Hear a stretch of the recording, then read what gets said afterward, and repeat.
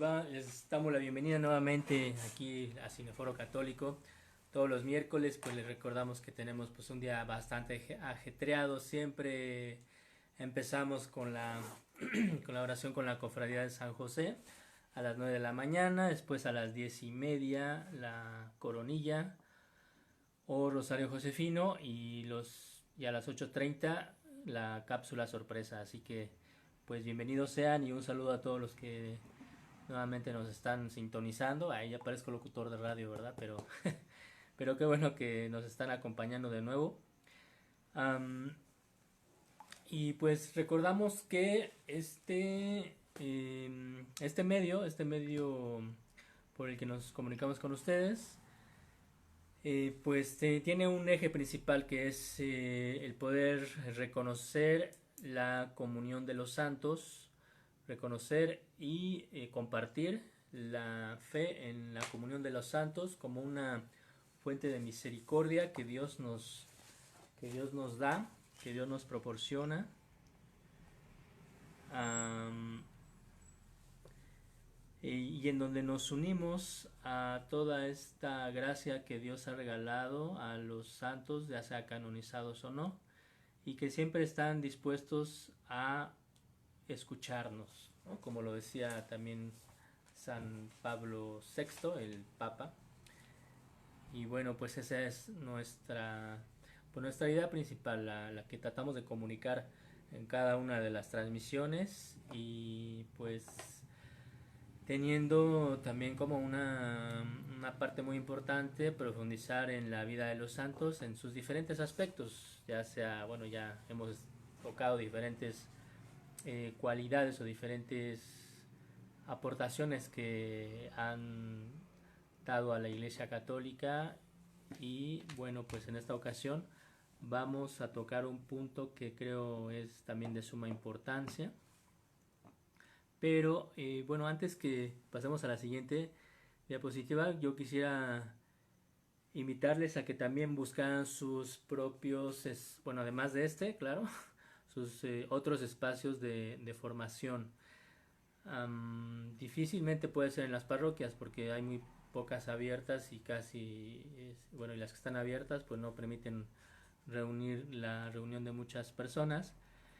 Pero pues busquen incansablemente cómo seguir aprendiendo sobre nuestra doctrina, la historia de la iglesia, nuestra fe, para que no caigamos en la desesperanza o en la rutina, sino que siempre busquemos ese nuevo conocimiento y esas nuevas formas de orar, para que pues tengamos una fe viva en todo momento, ¿no? Entonces yo les pregunto, ¿qué espacio o medio están procurando? Es importante siempre buscar las transmisiones, los programas o las conferencias online, que es el principal medio que estamos llevando ahorita. Pero, pero bueno, esa es la invitación, y pues esperando que nos sigan acompañando, ¿no? En todas las transmisiones. Muy bien, ahora vamos a revelar ya el tema de hoy, ¿no? La cápsula sorpresa va a ser sobre los santos defensores ante las epidemias. Fíjense que este tema, la verdad es que sí, le fui buscando la manera para que pudiera ser para que lo pudiéramos enfocar, o para que lo pudiera enfocar con esta situación actual que estamos viviendo en todo el mundo y en toda Latinoamérica, especialmente en México. Y bueno, yo la dividí principalmente en dos partes. Una que es la primera, voy a hablar más sobre las personas que han sido infectadas por alguna epidemia o por alguna enfermedad. Y la segunda parte ya es en forma comunitaria, viendo y conociendo un poco sobre lo que han hecho algunas ciudades o poblaciones unidas a un santo. Entonces, santos defensores ante las epidemias. Epidemia, la palabra epidemia viene del griego epi, que significa sobre, y demos, pueblo, sobre el pueblo. Digamos que es una enfermedad que infecta a un número de individuos mayor de lo esperado en una comunidad o región durante un tiempo específico. Entonces, digamos que es, en pocas palabras, es una enfermedad que afecta a más gente de lo que se pensaba y, y ya se sale de control, digámoslo así, ¿no? Bueno, um, ¿cómo actuar frente a la población infectada? Esta pensé en darle la respuesta hasta el final, pero va de una vez. Hay que actuar como los santos, como un reflejo de Jesús, como lo que hizo Jesús frente a las personas. Y bien, ¿cómo actuar frente al prójimo infectado? También como Jesús, como una santidad máxima. En ambos casos, el pilar, el eje es Jesucristo. Nosotros conocemos en el Evangelio sobre todo multitud de curaciones que hizo a personas que estaban enfermas, principalmente de lepra, pero bueno, también encontramos ahí algunos paralíticos.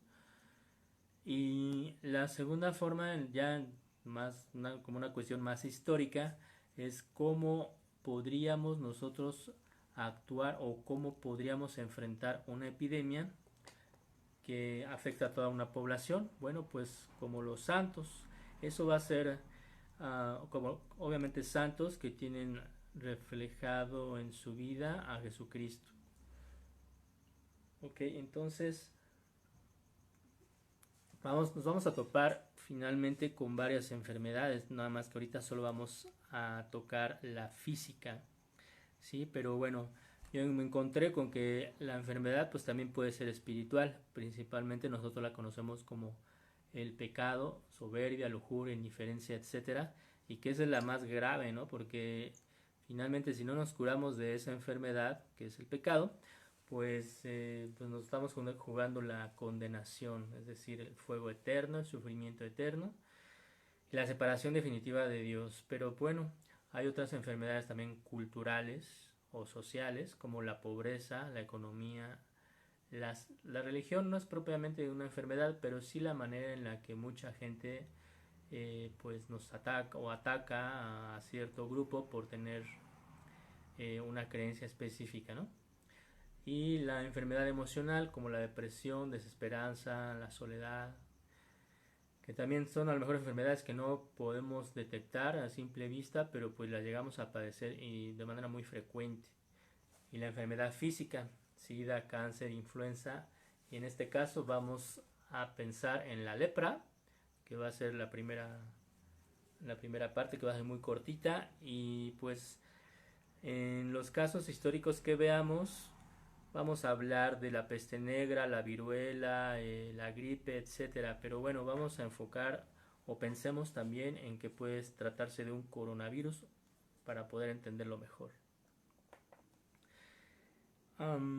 Y bueno, antes de continuar, quiero retomar lo que dijimos la vez pasada, que un cauce muy adecuado para poder estar sanos o para poder ser curados es el poder servir a los demás, ¿no? Así como Jesucristo sirvió también a sus apóstoles, lavándole los pies, pues nosotros también estamos llamados a servir, a amar al prójimo, que una acción concreta pues es también servirles en lo que necesiten, como sucedió con la suegra de Pedro, ¿no? ¿Se acuerdan que Jesús la curó? Y de inmediato se puso a servirles. Y el mismo Jesús pues también curaba enfermos y expulsaba demonios. Y estas personas que eran curadas le reconocían como el Mesías, ¿no? Entonces creo que es una parte también bien importante el poder buscar la salud física y espiritual también, porque eso nos lleva a ser también personas agradecidas. Ok, bueno, esto me lo topé, realmente no lo tenía pensado tratar, pero quise retomarlo solo como un dato,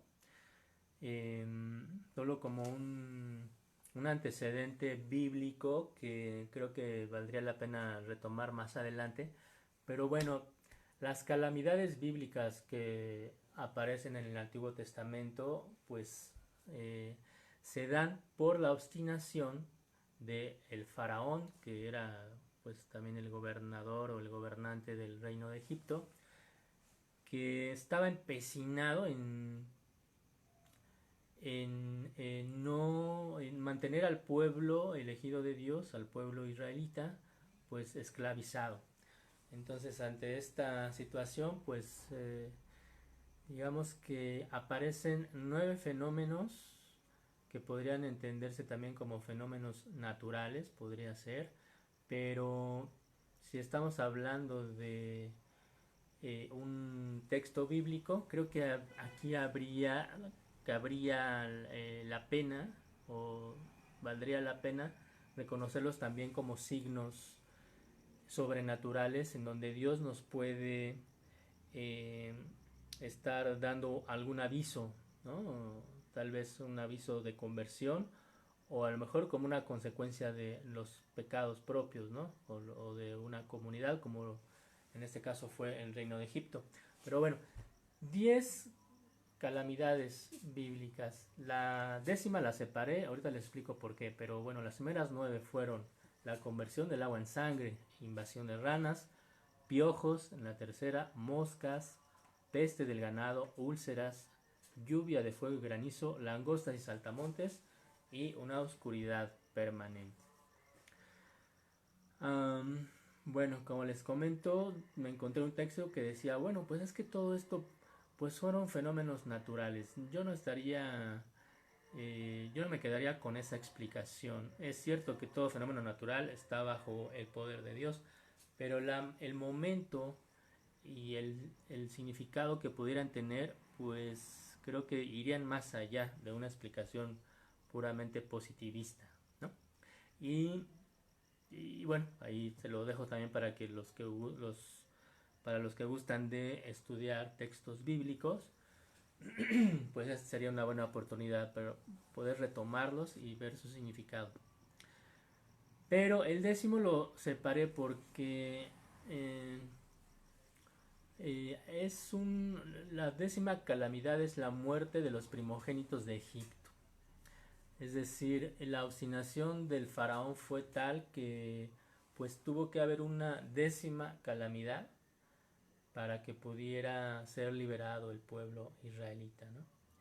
Y esta décima, pues sí, definitivamente no tendría una explicación científica, hablando de las ciencias positivas, porque estamos hablando de una muerte muy específica a un sector de la población muy claro, como eran los primogénitos de los habitantes de Egipto. Así que bueno, pues eso lo dejo como un tema que se podría profundizar y bueno, pues los que sepan de esto, pues les agradeceríamos que nos escribieran para saber qué significado pudiéramos encontrar en estas calamidades bíblicas. Ok, a ver, vamos con estas preguntitas que se me hicieron interesantes, pero que no tengo respuesta a todas. Es más bien como una apertura para poder seguir conociendo pues parte de esta realidad con una explicación teológica o escatológica también para las cosas que se están presentando y las que pudieran venir, ¿no? Estamos enfrentando a Dios, queremos vivir de acuerdo a nuestra voluntad, los fenómenos naturales catastróficos están fuera del orden de Dios, que eso ya lo comentamos un poquitín.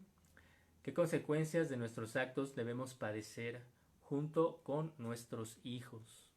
Esta pregunta sí es dura porque habla sobre los hijos, es decir, lo que nosotros podamos vivir, lo van a vivir nuestros hijos, pues realmente pues, cada quien forja su destino y cada parte de su destino y también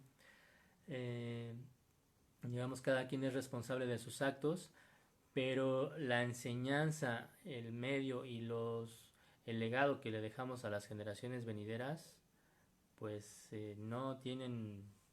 no tienen por qué ser ignorados. Así que esta pregunta está muy buena.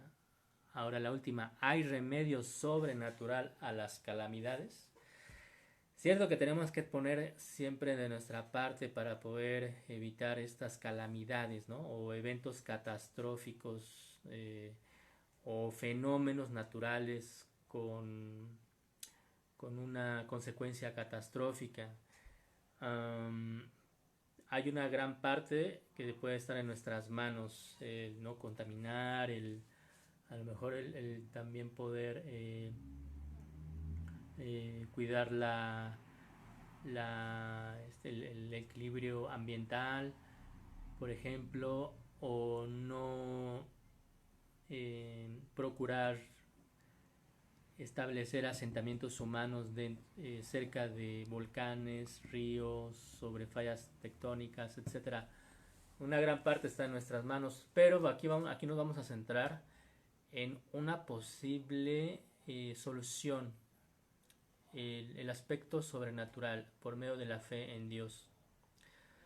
Se van a sorprender, yo creo que sí puede haber remedio, pero también nos demanda esfuerzo, sacrificio y pues nada es gratis. Eso ya creo que es una cuestión muy lógica, ¿no? Todo requiere un precio, todo tiene su precio, pero vamos a ir viendo cuáles pudieran ser los remedios sobrenaturales ante las calamidades. Y lo que vamos a ver un poquito más adelante van a ser diferentes momentos de la historia con diferentes santos o imágenes santas que pudieron tener un alivio a sus calamidades. Les hago un resumen brevísimo. Vamos a abordar al Señor de la Cuevita en Iztapalapa, a San José en Europa principalmente, a San Roque en Francia, Santa Rosalía en Italia, igualmente Santa Águeda, la Medalla Milagrosa en Francia, San Gregorio Magno en Roma también, junto con San Miguel Arcángel y la Virgen de Guadalupe, aquí en América, que en ese entonces era la Nueva España. Pero vamos a ver primero la lepra, otra epidemia. Bueno, aquí nada más se los voy a mencionar. La lepra o enfermedad de Hansen es una enfermedad infecciosa que afecta principalmente los nervios periféricos y la piel, pero también afecta a otros sitios tales como las mucosas, los ojos, los huesos y los testículos. Sus complicaciones más severas son la desfiguración, la deformidad y la discapacidad. Elegí esta enfermedad porque vamos a ver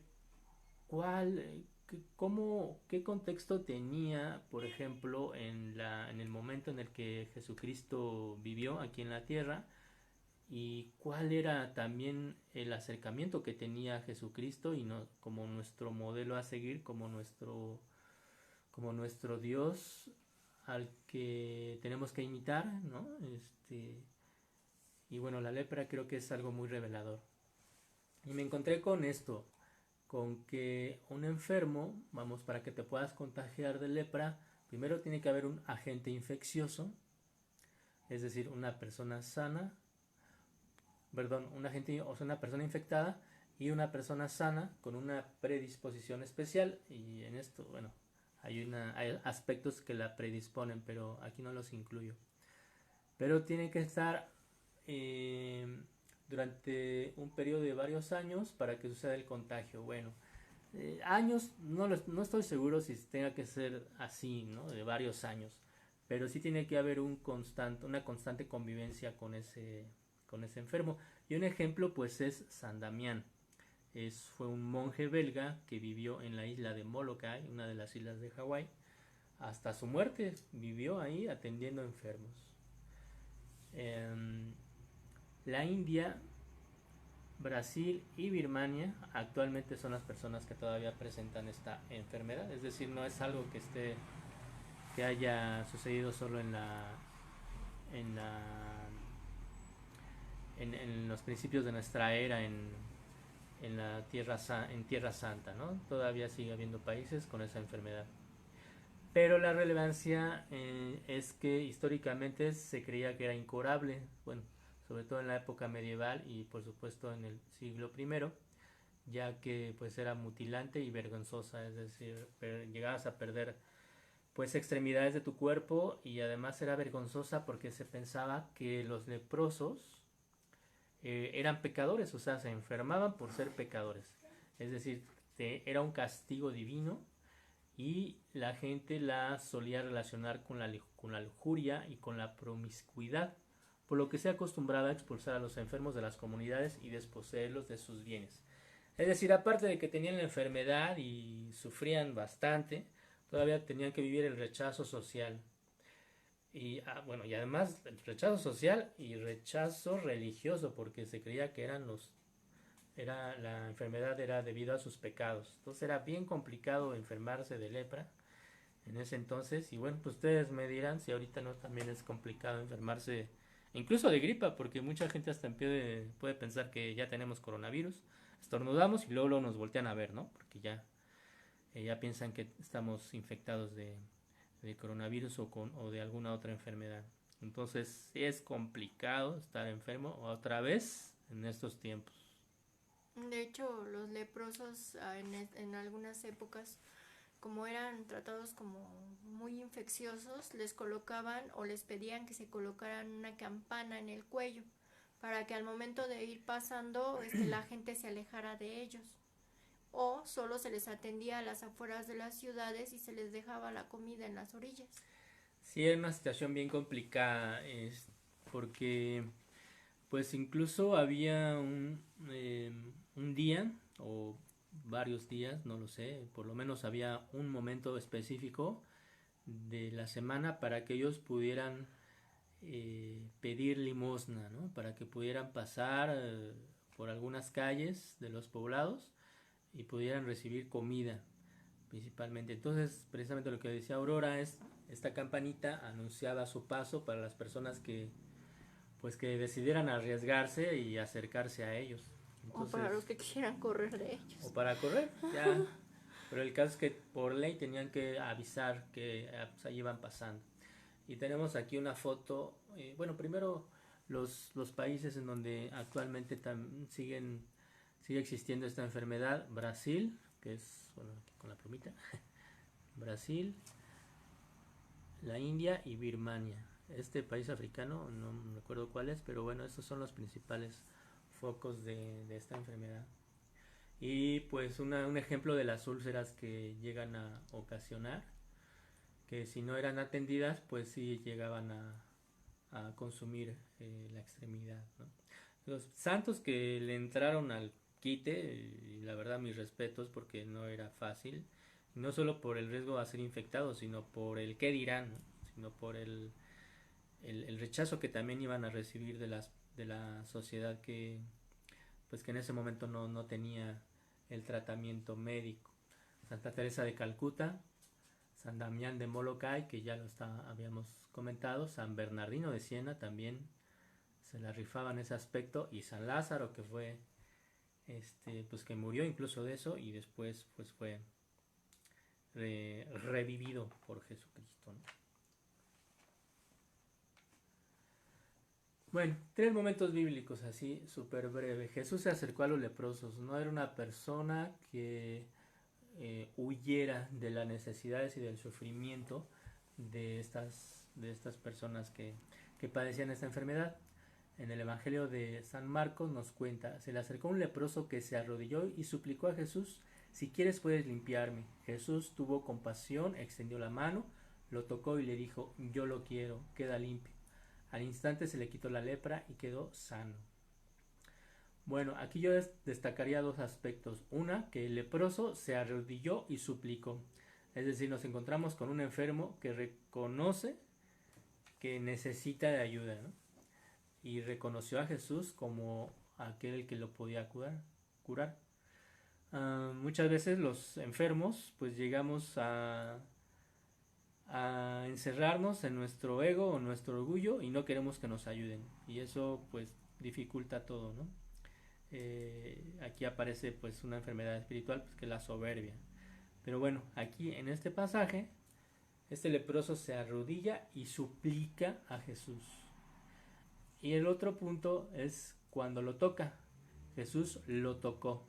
Es decir, no tuvo asco, no tuvo miedo, fue valiente también a ser mal visto por la sociedad, por el gobierno, y se acercó al leproso, lo tocó, es decir, establecer un contacto también tiene una relevancia, y más cuando tocas a un enfermo, porque sabes que te puedes también infectar, ¿no? Entonces nosotros, cuando nos encontramos con un enfermo, amigo, familiar y de cualquier enfermedad, ¿cómo vamos a actuar? Nos vamos a ir, nos vamos a decir, ahí está tu comida y te vas, o vamos a hacer lo posible para poder atenderlo, para poder a lo mejor tener uh, una darle una atención en la medida en la que nos lo permita. Pues eso sería muy bueno y sería actuar como Jesús lo hizo. Pero también, si somos enfermos o nos encontramos con un enfermo, sería muy bueno tener la humildad y la sencillez para poder recibir la ayuda o incluso pedirla, ¿no? Por eso este leproso se arrodilló y suplicó a Jesús. Bueno, otro momento, los enfermos son los que necesitan doctor. Los sanos no necesitan médico, sino los enfermos. Es decir, bueno, aquí yo estoy pensando en dos aspectos.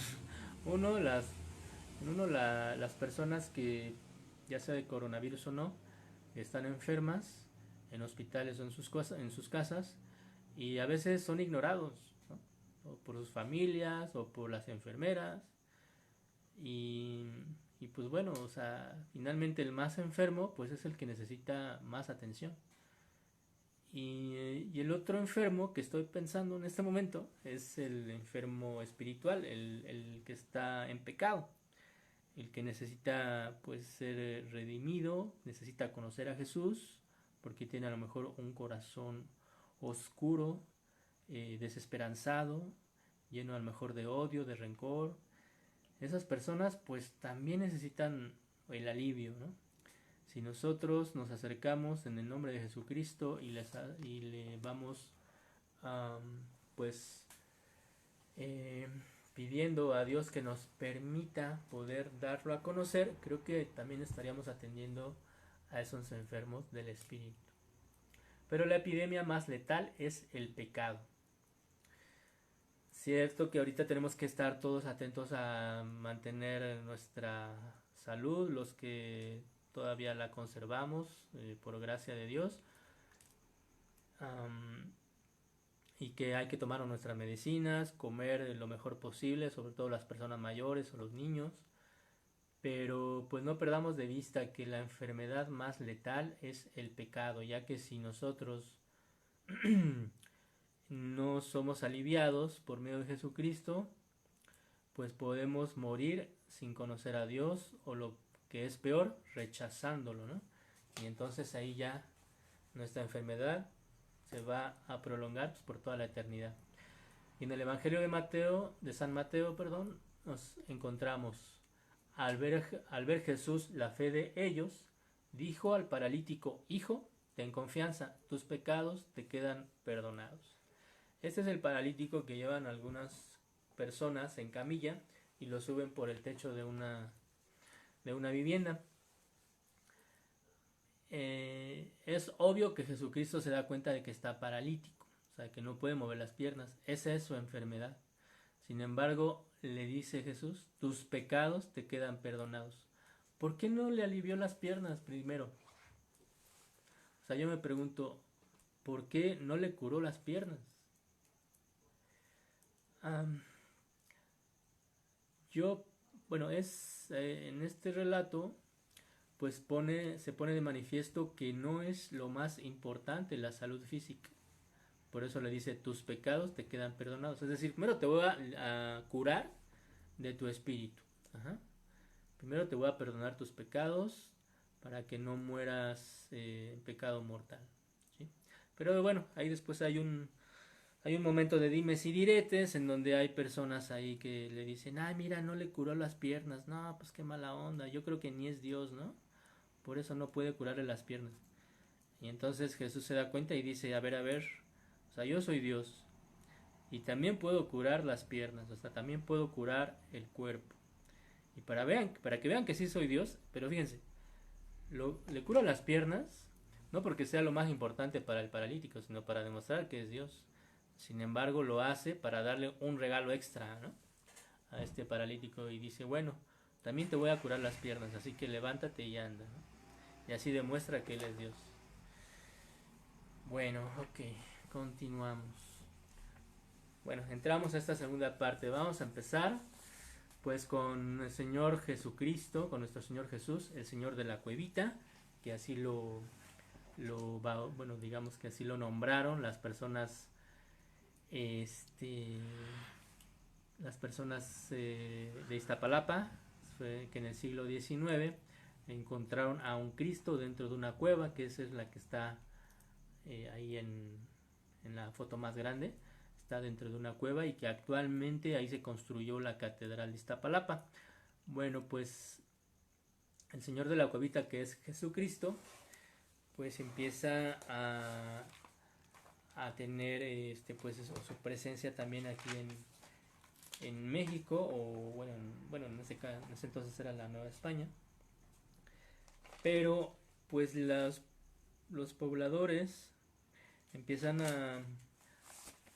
a tenerle pues tal confianza, o digo, los pobladores que ya estaban siendo evangelizados, pues empiezan a tenerle pues una confianza tal que le promete, bueno, era una época, estaban viviendo una época también de pestes, de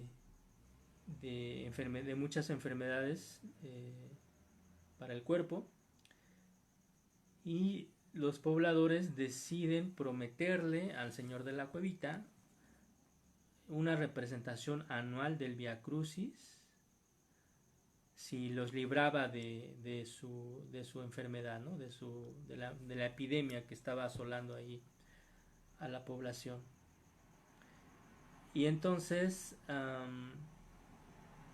pues la devoción se empieza a disparar, debido a que pues sí empezaron a haber una disminución de los enfermos, que pues ya había matado a miles en una plaga que pues se dio durante varios años en el siglo XIX.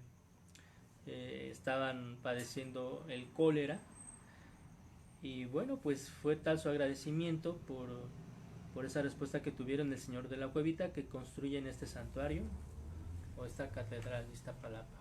Bueno, veamos otro caso. San José, pues caray, no podía quedarse atrás, este gran santo, este patriarca que fue pues después de la Virgen María, el ser humano que estuvo más cerca de Jesucristo, y también con unas cualidades extraordinarias como para poder ser elegido del esposo de la Virgen María. Bueno, los testimonios que encontré sobre los favores de San José acerca del alivio de las epidemias, pues se dieron principalmente en Europa, en Francia, en el siglo XVII. No puse todos los nombres de las personas y familias, pero digamos que no era a lo mejor una consagración o una petición así que abarcara una gran población, pero sí eran familias y personas que hacían hacían promesas para que fueran libradas de las pestes, y a cambio ofrecían fiestas anuales, novenarios, y la difusión de la oración y de la devoción a San José para que fueran protegidos, ¿no?, y fueran aliviados también. Entonces esto lo encontramos en Francia, principalmente en la región en el continente europeo. San Roque, pues otro europeo, era una persona francesa, nace en 1350, ya un poquito más adelante, siglo XIV, y bueno, él es famoso porque se empezó a hacer un santo conocido porque empezaba a cuidar a los enfermos por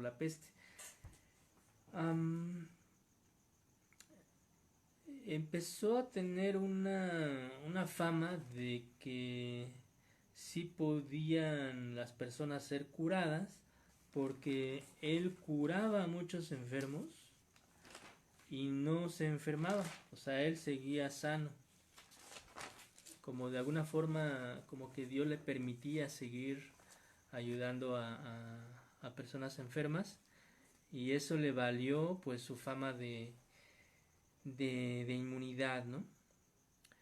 Um, y aparte fue, ten, fue una persona que descendía de una familia noble, de una familia adinerada. Eso le valió como que también un reconocimiento mayor y una mayor fama, ¿no? Ahí en su región. En Montpellier, Francia. Y además curaba a los enfermos con la señal de la cruz. Finalmente, con el tiempo se contagia, pues como ser humano también, pues creo que tuvo una mayor capacidad, una mayor inmunidad, digámoslo así, que una persona común, pero al final pues se contagia, igual que el padre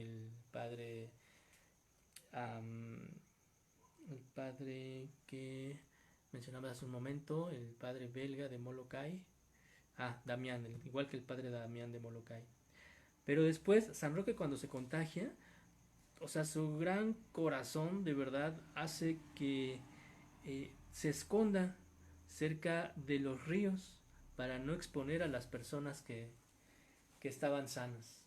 Es decir, todavía las curaba, y pues ya cuando él se vio enfermo, pues nadie acudió a ayudarle, y al contrario, él se separaba de ellos para no contagiar a los sanos. Muy bien, okay. Bueno, ya aparece un perrito. Yo encontré que también es famoso el perro de San Roque. No sé si sea el santo patrono de los animalitos, ¿verdad? Pero finalmente es un perro que le llevaba comida al lugar en donde él estaba escondido, cerca de una cueva en las orillas de un río. Así que, ok. Vamos con Santa Rosalía de Palermo, siglo XII, italiana, también se festeja, se celebra el 4 de septiembre, hace poquito. Y me la encontré así de la nada, porque finalmente, pues se me atravesó como que en el camino, ¿verdad? Pero dije, vamos a hablar de Santa Rosalía. Con su fiesta el 4 de septiembre, ya como lo mencionamos. Y también aparece dentro de una cueva. Creo que es un lugar que Dios ha elegido para que sus santos también pudieran tener ahí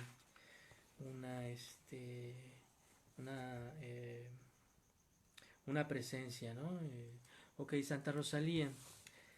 Ella también desciende de una familia adinerada, una familia noble en Palermo, Italia, pero encontré poca información de ella, pero digamos que lo más importante fue que nace en 1125, pero 400 años después, en 1624, sus restos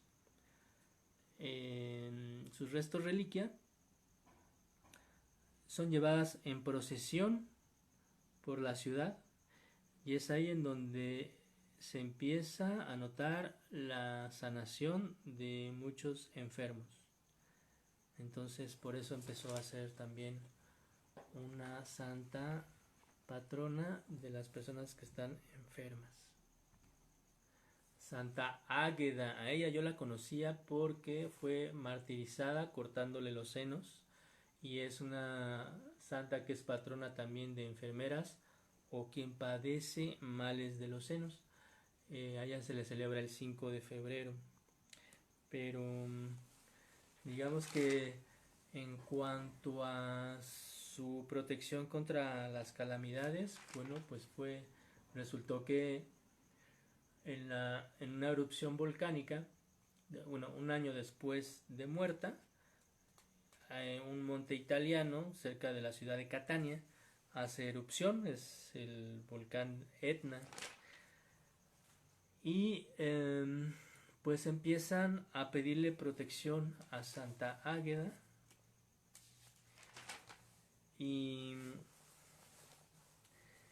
y resulta que de forma inexplicable la lava que expulsó este volcán llegó a los límites de la ciudad, es decir, ya no entró a la ciudad y pues se vieron liberados de esa erupción, que seguramente fue de una erupción de tipo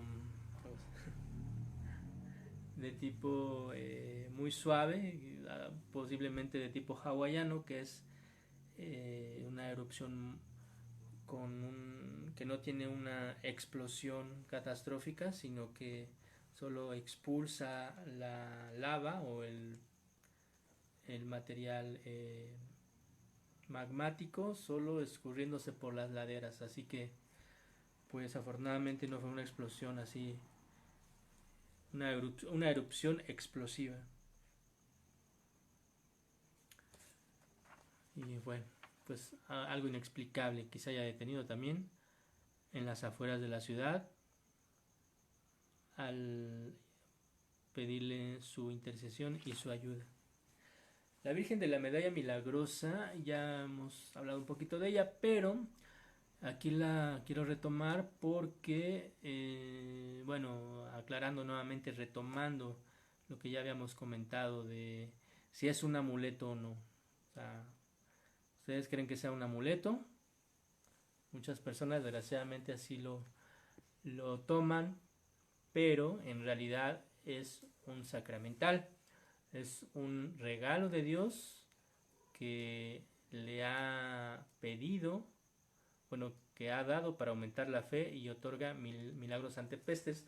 Pero esta surgió porque Santa Catalina Labouré tuvo una visión con la Virgen María en donde ésta le pedía que se acuñara una medalla para que Dios pudiera, perdón, para que la gente pudiera aumentar la fe en Dios y así pues pudieran tener beneficios si eran fieles, ¿no? Si tenían esta fe limpia en Dios nuestro Señor. Y gracias a eso, pues también en París, Francia, después de un periodo también de una guerra, recordemos la Revolución Francesa en 1776 cuando inició, pues hubo también una serie en los años subsecuentes, pues una serie también de desorden, de insalubridad, que generaba muchas enfermedades, pero pues Dios nuestro Señor a través de la Virgen María pues otorga este regalo para que hubiera gente que pudiera librarse también de las pestes a través de por medio de esta medalla, de este sacramental, y pudieran recibir, pudieran ser beneficiados de algunos milagros, ¿no? Ese es el que más me gusta, bueno, uno de los que más me gustan, San Gregorio Magno, Papa del siglo XVI, al que se le deben muchas cosas, como la promoción del canto litúrgico, también la oración y devoción a las almas del purgatorio mediante las misas gregorianas. Y bueno, él nace en el año 510. Pero pues fue, la verdad, es que una eminencia, ¿no? Además de ser doctor de la iglesia, uno de los 4 doctores de Occidente, pues fue también abogado y político, prefecto de Roma y pues también con dinero bastante acomodado, de clase acomodada, pues, pero finalmente sus bienes los dona a los pobres. Él se caracterizó por tener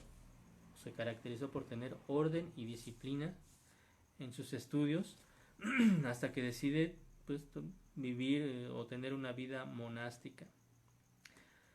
Pero bueno, en cuestión de las pestes, pues en ese entonces, en el siglo VI, pues Roma padecía de lluvias e inundaciones, a lo que este papa decide convocar a jornadas de oración y penitencia, algo que también necesitamos en este momento. Y aprovecho para invitarles a que a sus sacerdotes y obispos, si es posible, pues también les inviten a que convoquen a jornadas de oración, penitencia y ayuno. Pues este extraordinario Papa, San Gregorio Magno, pues convoca 3 días de solemne procesión penitencial a la Basílica de Santa María la Mayor, que es la que vemos aquí en la foto que está abajo a la derecha. Tenían un puente que conectaba con el centro de la ciudad de Roma y bueno, en una de las procesiones pues se encuentra con que, bueno, él y todas las personas ven que en la parte más alta de esta basílica pues vieron un ángel, se posó un ángel que estaba guardando una espada ensangrentada, a lo que pues dedujeron, que se trataba de San Miguel Arcángel. Por eso esa basílica pues cambió de nombre y ahora se le llama el Castel San Angelo o el Castillo de San Ángel o de San Miguel Arcángel.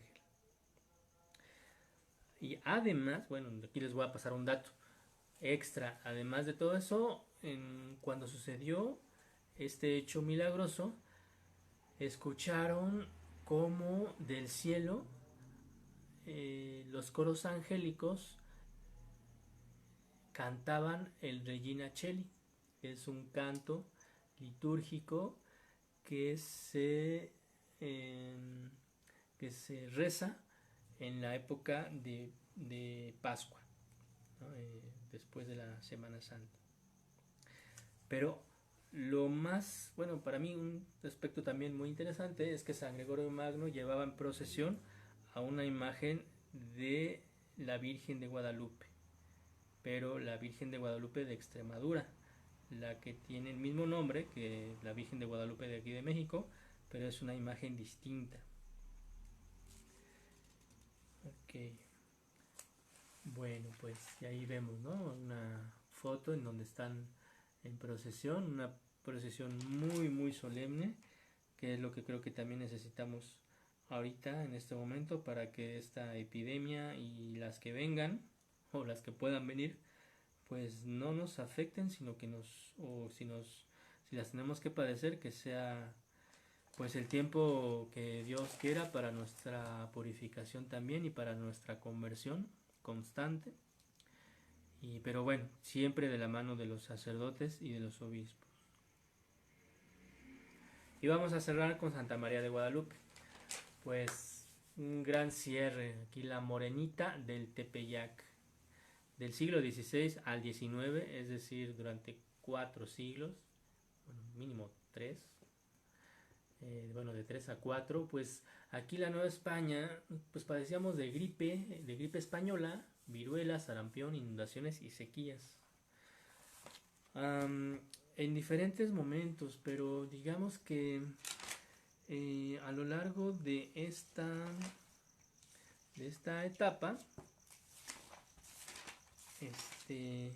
pues hubo, empezando por en el siglo XVI, un brote muy fuerte de viruela que le llamaban Matlazahuatl. Digo, no soy muy bueno para el náhuatl, prometo tomar un curso de náhuatl, pero más o menos así se llamaba en lengua náhuatl la viruela. También les pegó el cocolixtli, que era producido por la sequía. Y bueno, pues esto sucede en 1599, 60 años después del Matzahuatl, es decir, primero les cayó la viruela, a lo que convoca Juan Bernardino a una procesión y la epidemia disminuye, pero 60 años después viene una sequía muy fuerte también y ahí encabezan unos estudiantes de la Real y Pontificia Universidad de México una procesión también al Tepeyac, y esto hace que llueva, es decir, a los pocos días empezó a llover y pues nos libramos de la sequía. Y poco después, en 1737, miento, un poquito antes, en 1629, regresa el Cocolixtli,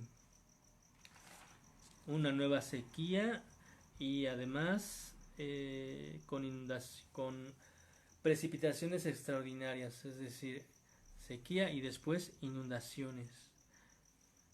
Pero hacen procesiones en canoa hasta la Catedral Metropolitana y las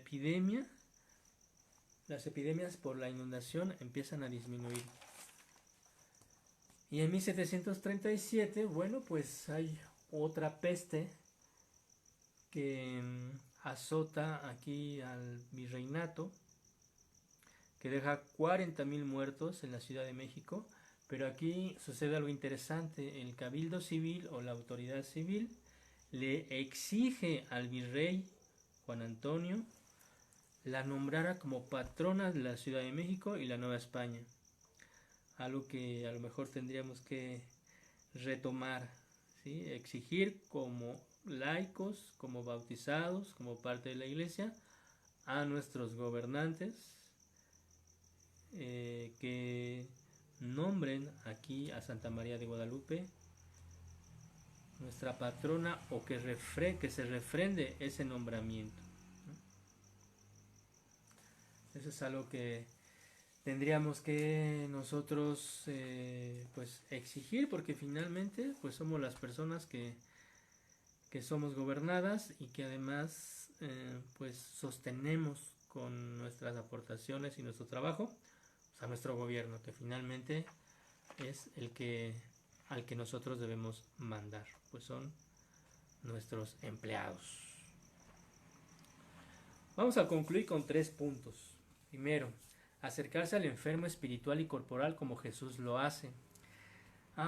Yo sé que es difícil también porque pues hay un instinto también de protección de nuestra salud, de nuestra vida, pero si estamos conscientes de que como tratemos a los demás nos van a tratar, y de que Dios nos promete también la vida eterna si damos la vida por nuestros semejantes, por nuestros amigos, pues entonces eso nos tiene que dar valor. Así que si tienen algún enfermito en casa o tienen que visitar a alguien al hospital, pues no importa la enfermedad que tenga, tomen las precauciones necesarias, por supuesto, pero no huyan o no huyamos de este acercamiento que debemos tener y estamos llamados a tener hacia el enfermo. Segunda conclusión, pidamos a nuestros sacerdotes que encabecen procesiones o jornadas de ayuno, oración y penitencia por el alivio venido de Dios. Pues no hay más que rezarle a San Gregorio Magno y a algunos otros sacerdotes recientemente aquí en México, como Juan Sandoval Íñiguez, por ejemplo, otro obispo, pues que se han atrevido a encabezar procesiones o jornadas o llamados de oración, de ayuno, de penitencia, para que pues podamos obtener favores de Dios, pues que sean bien vistos por Él y que sean también una forma de reconocerlo, ¿no?, como nuestro Dios creador y todopoderoso.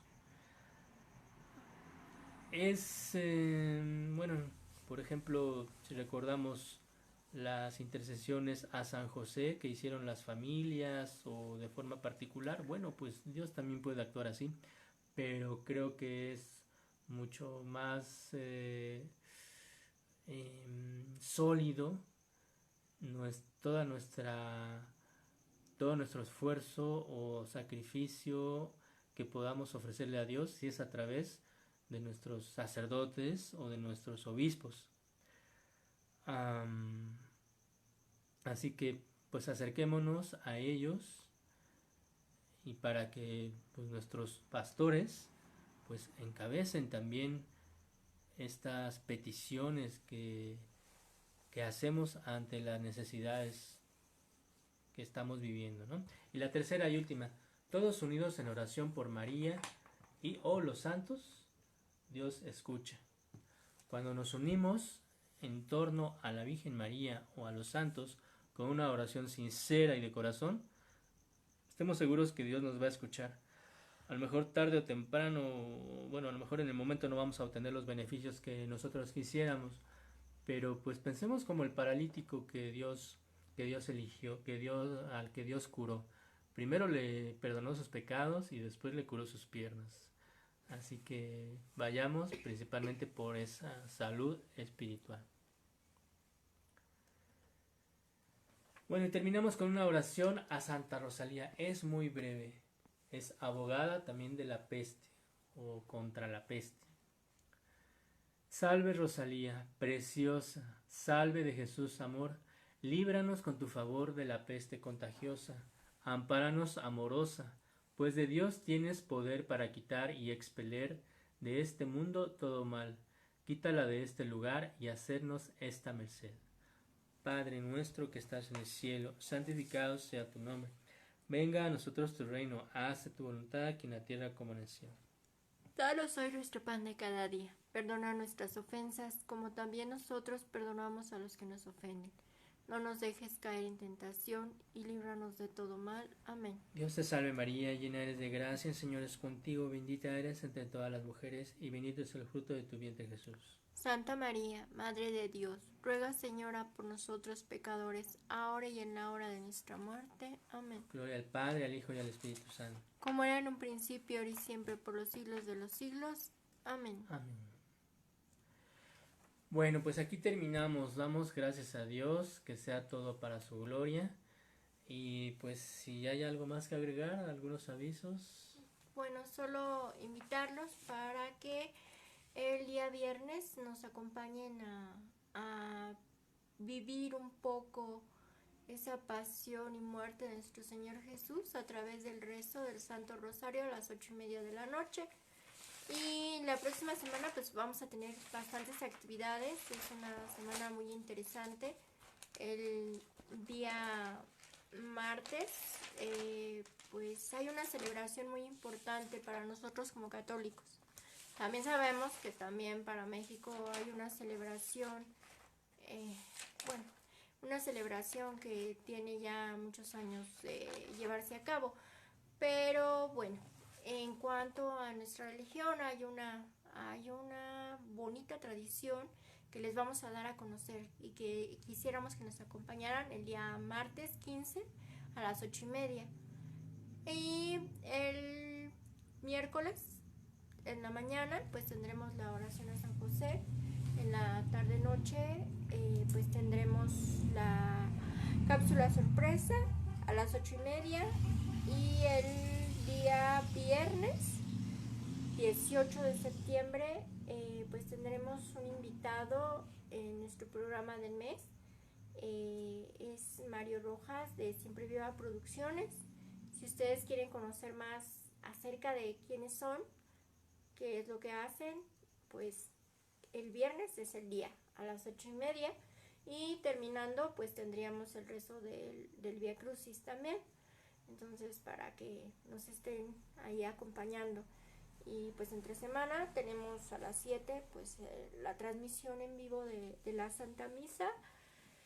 Y el sábado probablemente a las 8:30 les comunicaremos bien la hora. Es el Rosario del Amor Guadalupano, porque es todos los 12 y este sábado es 12. Entonces eso es todo. Así es, bueno, pues nada más queremos mandar un saludo y también les pedimos que oren por aquellos líderes católicos que están también ofreciendo pues un gran esfuerzo para poder contribuir en el buen conocimiento de la fe católica, en la transmisión de las enseñanzas del Evangelio, de la sana doctrina, y que están pues echados para adelante también en cuanto a a los retos que están presentando actualmente, ¿no? Entre ellos, y recen mucho también por ellos, por favor, bueno, también por nosotros, por supuesto, y por Carlos Manero, Jaime Duarte y todo su equipo del CISNE, del Centro de Investigaciones sobre la Nueva Era, a Erendira, Berenice, Cecilia, Rodolfo, Martín Rodríguez también, para Fabián, para Roberto Farril, para Julieta Pendini, Manuel Capetillo, un gran amante también del Santo Rosario, para Mauricio y Mari Carmen Guizar, personas también de un gran esfuerzo, miembros de la Guardia Nacional Cristera, para Mario Rojas, también nuestro amigo de Siempre Viva Producciones, y bueno, pues por todos aquellos que a lo mejor se nos están pasando y que ustedes conocen posiblemente también, que están comprometidos y están siendo personas de mucho esfuerzo para poder fortalecer nuestra fe y ayudar a que otros también se fortalezcan, ¿no? Nos fortalezcamos mutuamente y todo para la gloria de Dios y el triunfo del Inmaculado Corazón de la Virgen María, ¿no? Entonces, pues damos gracias a Dios por todos los beneficios y que vive y reina por los siglos de los siglos. Amén. Amén.